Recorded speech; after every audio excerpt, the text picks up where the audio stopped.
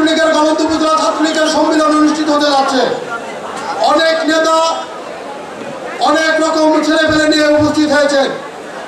গলন্দ উপজেলা আওয়ামী লীগের যখন কর্মকাণ্ড অনুষ্ঠিত হয় তখন এই ছাত্র নেতারা কোথায় থাকেন? আমার এই ছাত্র নেতাদের কাছে প্রশ্ন, গলন্দ উপজেলা আওয়ামী লীগের যখন দলের ক্রাইসিস টাইমে দলীয় কর্মকাণ্ড অনুষ্ঠিত হয় তখন এই ছাত্র নেতারা কোথায় থাকেন?